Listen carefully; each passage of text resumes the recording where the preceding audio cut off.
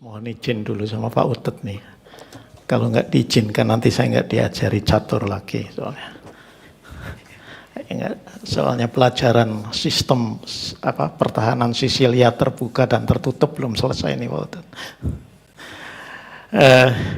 Terima kasih Pak Utut atas keterangan yang telah Bapak sampaikan atas nama DPR. Saya pertama ingin bertanya terkait dengan pasal 47 ini Pak Utut, supaya nanti bisa diberikan penjelasan tambahan ya. Meskipun ini tugasnya Prof. Bayu ini nanti mikirkannya. Ya. Kalau saya membaca pasal 47, yang menarik itu adalah di penjelasannya. Di penjelasan itu cukup jelas, kecuali untuk Kejaksaan Republik Indonesia.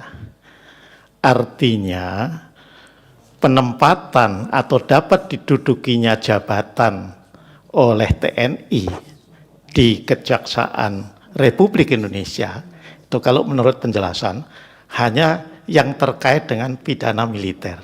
Kira-kira saya memahami ini di jajaran Jampitmil lah. Ya.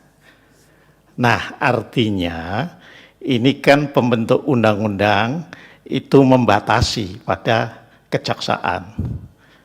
Pemahaman saya menjadikan kemudian karena penjelasannya begitu, tidak mungkin kemudian misalnya Jampidum, jam yang lain selain Jampitmil dan ya seluruh jajarannya itu ditempati oleh militer.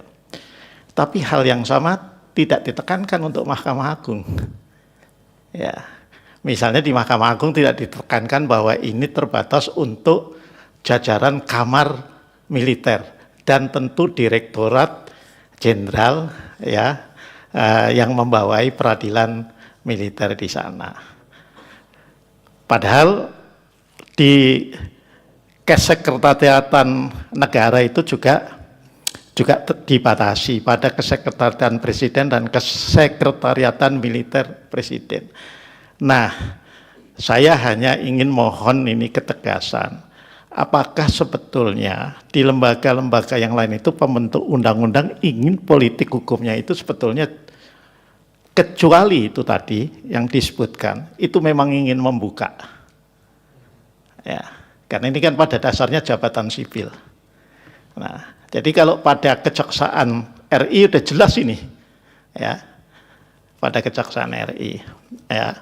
Kemudian di MA sejauh ini yang saya lihat meskipun tidak dinyatakan tapi jelas juga itu terkaitannya dengan kamar militer.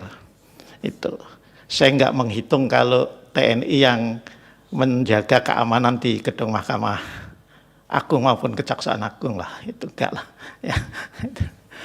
Nah itu Pak Utut. Nah ini penting, kenapa kok saya tanyakan, karena ini ada kaitannya dengan kami mohon penjelasan yang kedua. Undang-undang ASN dan juga saya kira Undang-Undang Administrasi Pemerintahan itu kan meletakkan prinsip meritokrasi, ya, yang itu antara lain diwujudkan secara umum, ya, misalnya untuk posisi-posisi eselon 2 dan eselon 1 itu melalui proses seleksi terbuka, ya. Proses seleksi terbuka ketika paling tidak yang saya pahami ya terbuka untuk sesama ASN ya, lintas kementerian nggak apa-apa itu ya. Jadi orang Kementerian Hukum kemudian mau ikut seleksi di kementerian lain atau lembaga lain itu tidak terlarang. Nah, apakah pasal 47 yang mengatur artinya kemungkinan prajurit menduduki jabatan pada lembaga-lembaga tadi, itu kemudian menyisihkan prinsip atau sistem meritokrasinya atau tidak? Itu pertanyaannya. Karena ini menyangkut dengan pasal 27 lah, ya, Undang-Undang Dasar kita, ya, hak dan kedudukan yang sama dalam pemerintahan, itu. Nah, ini mohon ditambahkan, apakah pasal 47 ini itu juga harus dipahami juga. Tadi Pak Utut sebetulnya secara garis besar saja menghubungkan juga, menyebut juga tadi Undang-Undang Administrasi Pemerintahan. Harus dipahami dalam kerangka itu tadi sistem meritokrasi. Artinya boleh, tetapi ketika itu jabatannya adalah jabatan eselon 1 atau eselon 2, yang itu pada dasarnya adalah jabatan sipil, apakah sistem meritokrasinya yang diwujudkan dalam bentuk itu tadi, proses seleksi, itu diterapkan atau tidak. Ya.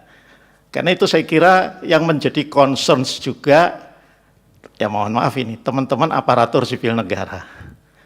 Itu, ASN. Ya. Nah, yang berikutnya, sedikit. Nah, pasal 65 ini yang selalu jadi rame Pak Utut. Ya. Pasal 65 itu kan meletakkan prinsip bahwa prajurit yang melakukan katakanlah kejahatan umum itu diadili di peradilan umum. Tapi itu kan nggak bisa diterapkan karena pasal 74-nya, pasal peraturan peralihannya mengharuskan ya adanya katakanlah perubahan lebih dulu undang-undang peradilan militer ya. Nah, supaya ini jelas juga, karena ini ada di peraturan peralihan, tapi sudah 20 tahun lebih, Pak Utut, ya. Kira-kira politik hukum pembentuk undang-undang, pemerintah dan DPR sekarang itu seperti apa sih menyikapi ini, ya? Karena ini termasuk yang tidak dirubah, ya. Nah, jadi saya kira kami memerlukan juga penjelasan itu Pak Utut. Ya, kalau soal koneksitas itu udah clear Pak Utut. Ya, di KUHP baru kami baca juga memang sudah cukup clear. Tapi ini kan persoalan ketika tindak pidana itu tidak ada orang sipilnya, ya, semata-mata hanya katakanlah terkait dengan anggota TNI aktif. Ya. Saya kira itu saja Pak Utut, terima kasih kalau berkenan nanti memberikan penjelasan tambahan.